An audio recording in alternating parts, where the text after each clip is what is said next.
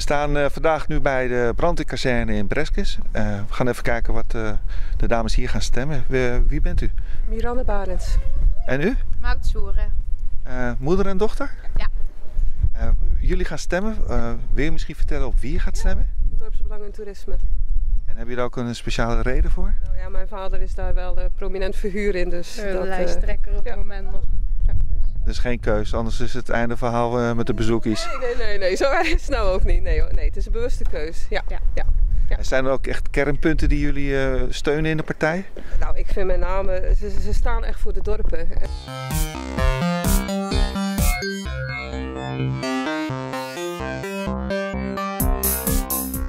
Ik sta hier in Breskis in de brandweerkazerne met mevrouw. Nancy Traasburm.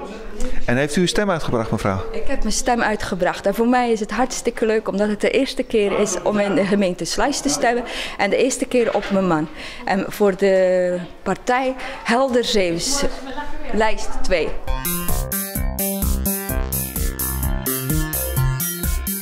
Ja, 1:55. We staan in Breskis. Ook hier nemen we alles onder de loep. Goeiedag. Mevrouw, de opkomst, is dat een beetje naar tevredenheid? Ja, ik vind het zelfs goed eigenlijk. Ik sta hier met de nieuwe generatie in Breskis. Wil je misschien zeggen wie je bent? Ik ben Colin Donze. Tom Castello. Carmen Heiden. En jullie wonen bij de brandweerkazerne. Er wordt gestemd hier. Weten jullie waarover dat gaat? Nee. Het gaat over de gemeenteraadsverkiezingen. Wie dan de baas wordt en wie dan de regeltjes gaan bepalen van de stad. Als je 18 bent mag je stemmen. Zouden jullie willen stemmen eigenlijk nu al? Ja. Is er iets wat jullie willen veranderen hier in Breskis? Ja. Dat er geen boeven meer zijn. Dat is een hele belangrijke, hè? Ja. Dat de regels niet zo streng zijn. En welke regels vind je dan te streng? Van balletje lellen en van school.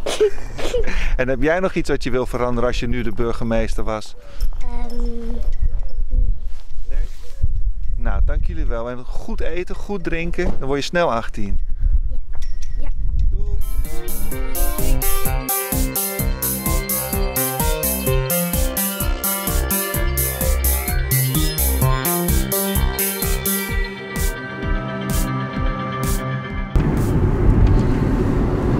Oké, bijna het einde in zicht.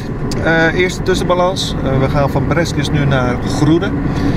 En we kunnen wel zeggen dat de mensen enthousiast zijn, dat er veel mensen zijn wezen stemmen. En het weer werkt ook mee.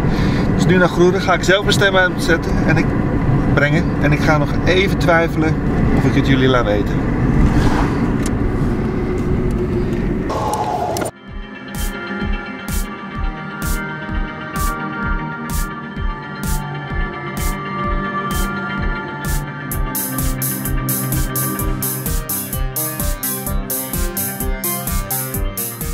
Groede, we staan hier om 1:15 met meneer Koppens van de organisatie van de gemeente. Loopt alles naar wens, meneer? Ja, alles loopt naar wens. We zijn vanmorgen goed opgestart. Alle 17 stembureaus waren precies om 7:30 open. Ja. Genoeg potloden, genoeg papier? We hadden van tevoren alles ruimschoots voorbereid, dus dat was geen probleem. Alles voor aanwezig. Ik kan me nog herinneren dat er voorheen gordijntjes hingen. Die zie ik nu niet. Wat is daar de reden van? Klopt, dat staat in de kieswet dat het niet meer toegestaan is. In België mag het nog wel, maar in Nederland is dat helaas niet meer toegestaan. Of helaas, ja. Het moet transparant zijn om te kijken in ieder geval wat er in de stemhokjes gebeurt. Heeft u zelf al gestemd?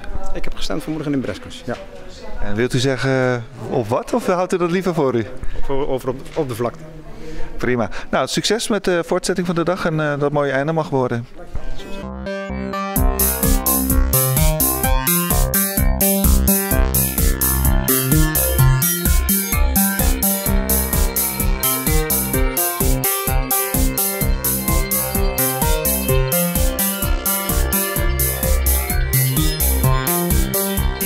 Groede, 1:15, laatste van onze stop. Hier gaat mijn stem. Op goede zegen. En laten we hopen dat het een mooie uitslag geeft vanavond. Dat er in ieder geval nog hoge opkomst is. En voor iedereen die heeft meegewerkt, dankjewel voor de medewerking.